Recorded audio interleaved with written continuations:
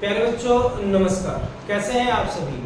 Class 10th में tenses का topic बहुत इंपॉर्टेंट है। 1 या 2 मार्क्स का क्वेश्चन जरूर आता है।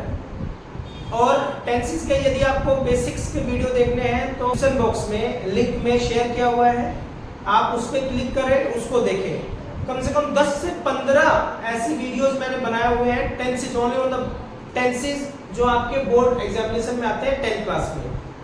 अभी हम डिस्कस कर रहे हैं जो इंपोर्टेंट क्वेश्चन है on the basis of tenses और उसके कारण के साथ ही कि why we have used this particular tense. Dash Frank in Toronto. मान लीजिए क्वेश्चन नंबर 1 है डैश, ये सिंपल लिख लीजिए राम, मेरा एग्जांपल लिख लो, डैश राम इन लंदन या दुबई, कहीं पे भी लिख लो, ठीक है। And then this is question mark, ठीक है। अब इसमें 4 ऑप्शन दिया हुआ है। The first one is did you meet, have you met.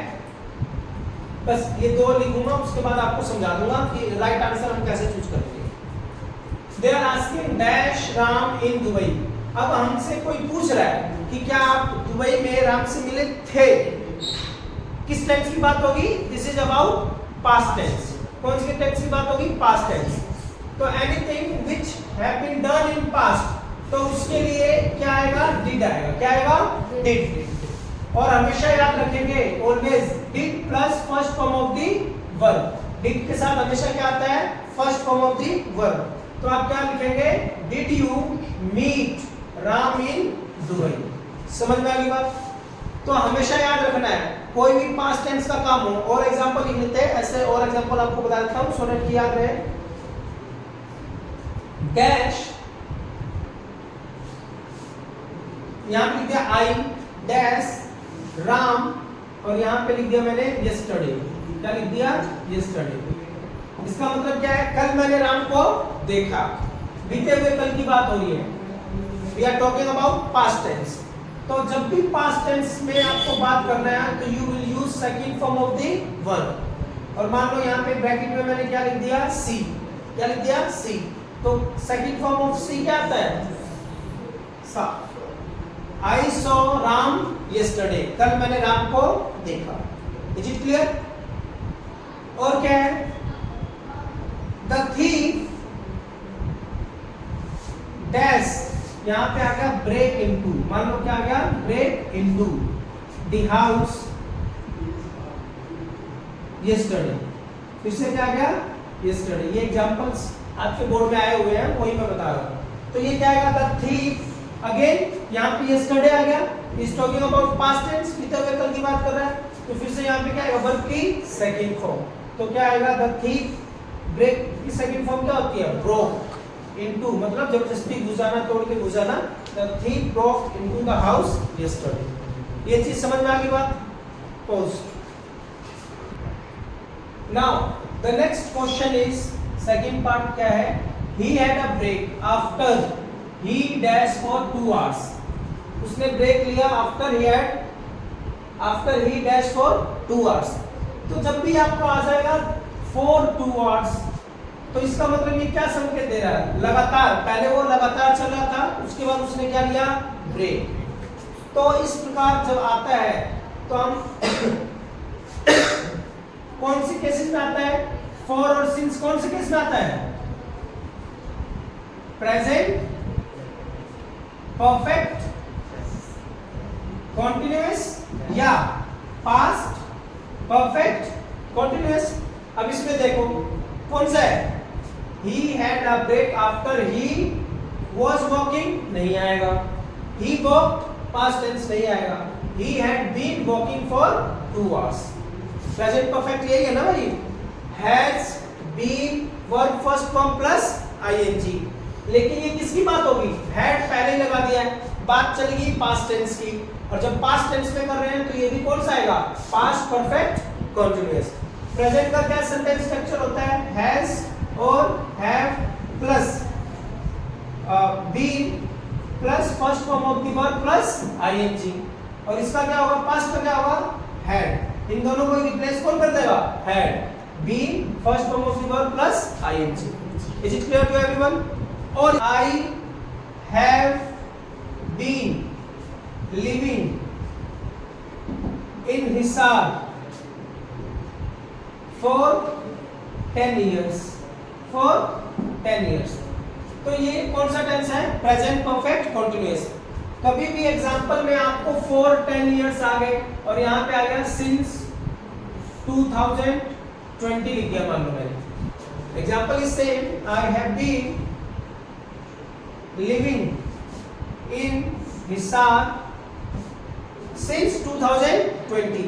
तो ये वाला कंसेप्ट तो आपको मालूम होगा कि whenever we use since तो एग्जैक्टनेस दिखाता है, perfect time, since 2020, since morning, since evening, since 2 PM, तो ये एग्जैक्टनेस ऑफ द टाइम दिखा रहा है। And when we are talking about for, तो for क्या होता है, ड्यूरेशन ऑफ द टाइम, 10 सालों से। we don't know the exact time but we know the duration, so whenever you have to talk about duration of the time then you will use for। क्या use करोगे, for। and when you know the exact time, exact value of the time, then you will use since। और ये क्या होगा, I have been living in Hisar since 2020। तो ये हमेशा ध्यान रखेंगे। कई बच्चे अगर आ जाएगा I am living in Hisar since 2020 तो यहाँ am नहीं आएगा। has have been क्या दिखाता है, पीछे से रहते हुए आ रहे हैं और अभी भी रह रहे हैं। तो इस प्रकार का कंसेप्ट आए तो इसमें हमें यही ध्यान देना है। एक होता है प्रेजेंट कंटीन्यूअस टेंस और एक होता है प्रेजेंट परफेक्ट कंटीन्यूअस टेंस। तो प्रेजेंट परफेक्ट कंटीन्यूअस होगा तो you have to use has, have, been. कोई भी काम पीछे से स्टार्ट होता है वो अभी भी चल रहा है। For example I have been teaching, मान लो मैं 4 बजे से पढ़ा रहा हूँ तो अब 3 घंटे हो गए ना, तो मैं क्या बोलूंगा, I have been teaching for 3 hours।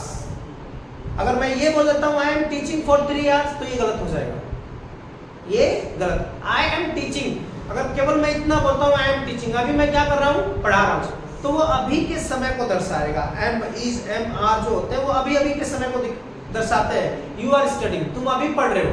लेकिन अगर कोई ये कहेगा कि तुम 3 घंटे से पढ़ रहे हो तो 3 घंटा पहले यहाँ स्टार्ट हुआ और पढ़ते पढ़ते अब हो रहा है, तो you will say You have been studying for 3 hours। समझ में आ गई बात? तो ये ध्यान रखना, ये गड़बड़ मत कर देना पेपर में। नेक्स्ट, समझ आ रहे हैं? और ये देखना पेपर में जो समझा रहा हूँ ऐसा ही टाइप का exam.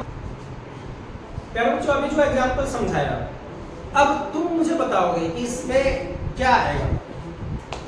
I dash her for a long time, क्या हुआ इसका मतलब, मैं उसको काफी लंबे समय से जानता हूँ, तो इसमें क्या आएगा, आई हैव बीन नोइंग आएगा या आई हैव नोन आएगा या I had knew, I have been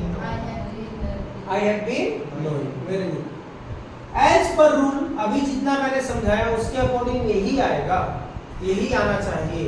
लेकिन एक चीज और आपको ध्यान रखनी है, दैट जब भी हम कोई ऐसी चीज होती है, एक्शन वर्ब नहीं होता है, एक्शन वर्ब जानना, मैं किसी को जान रहा हूँ इतने सालों से, तो is there I am performing any action, कोई काम कर रहा हूँ उसमें, जानने में कोई काम थोड़ी ना हो रहा है, देखने में कोई काम थोड़ी ना हो रहा है, सोचने में कोई काम नहीं हो रहा है ना, ये एक्शन वर्ब्स नहीं है।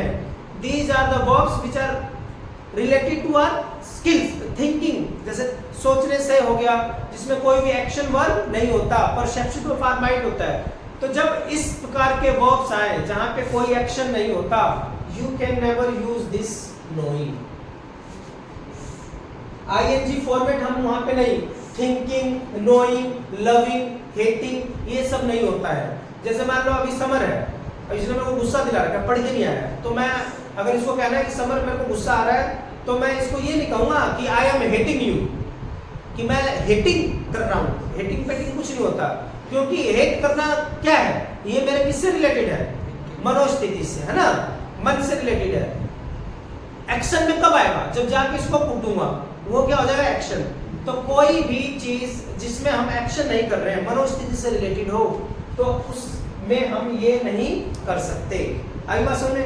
जैसे मम्मा होती है, वो अपने बच्चे को प्यार कर रही होती है, उसको लाड लड़ा रही होती है, तो हम कभी ये नहीं कहते the mom is loving her baby नहीं कहते, द मोम लव्स हर बेबी। क्या कहेंगे? द मोम लव्स हर बेबी। अगेन प्यार जताना, लाड लड़ाना, उसमें कोई एक्शन नहीं होता, वो भावनाएं होती हैं, तो उसमें we can not use ING format. तो ये नहीं होगा। तो भाई इस बात को कहने के लिए अभी तो आपने समझाया कि कोई भी समय पहले समय से काम हो रहा हो और अभी भी हो रहा है, तो उसके लिए आपने दो बताया, present perfect continuous and past perfect continuous. अगर ये नहीं हो रहा है तो you have another option, that is this one, I have known. क्या लिखेंगे? I have known her for a long time. Present perfect कौन सा यूज कर सकते हैं आप? Present perfect. Present perfect tense का इस्तेमाल कर सकते हैं जब हम थिंकिंग वाला हो गया, नोइंग वाला हो गया, इस प्रकार का नहीं यूज कर सकते, बाध्य है, तो हम we can use this one. Is it clear?